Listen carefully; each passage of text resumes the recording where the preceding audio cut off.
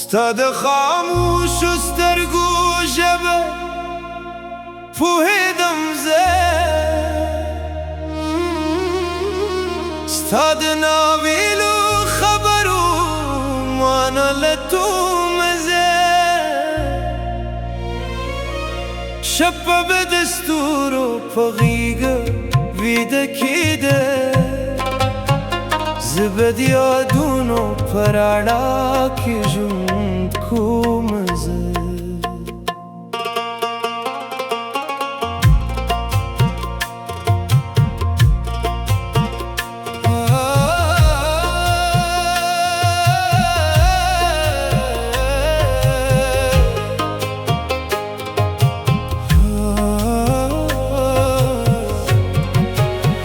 ستا د نوم سندره به مې هوا ته خاروه، ستا د عشق کیسه به مې هر ماښام ویله، د زړه په هر درزا کې به دې تصویره، ستا د مینې شمع تر سحره بلوله.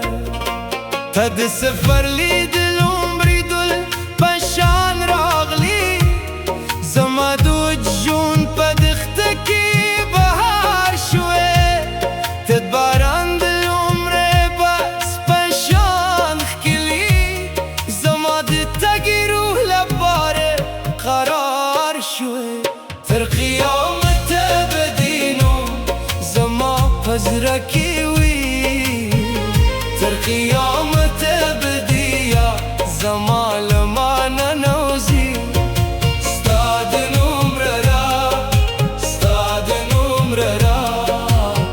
دا وفا به روان وي.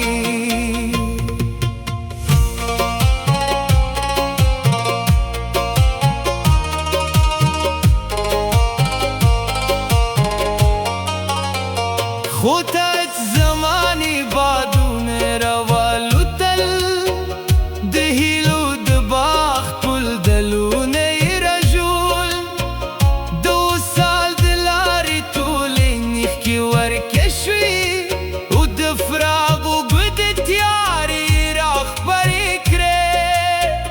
له هغې ورځې تر ننه ستا په تمه ناست یمه، لکه ساحل چې د سمندر سپوت نه ګوري، لکه مسافر چې د منزل په هیله روان وي، او د لارې په هره دوړه کې خوب ویني.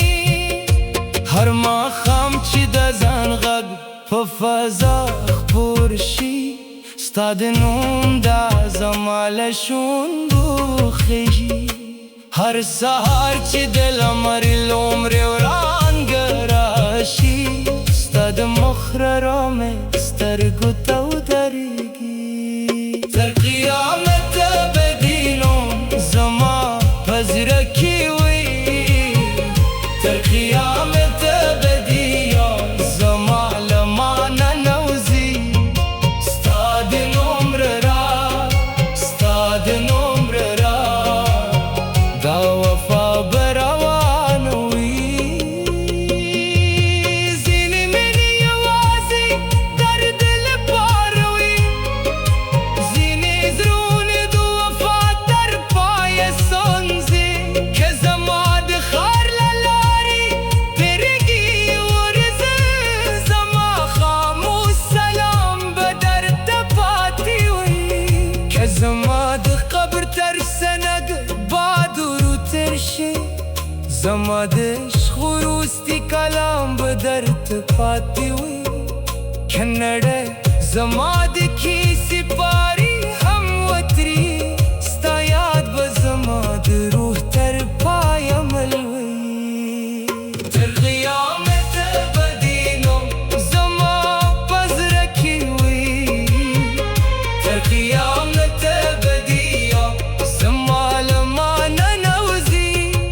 ستا د نوم رڼا، ستا د نوم رڼا، دا وفا به روان وي. زه به هره شب په ستا د یادونو ستوري شمارم، زه به هر سهار ستا د كوسع مو بتقدير كنوي لي كل شوي زبيب يا حم تربده استوفاكم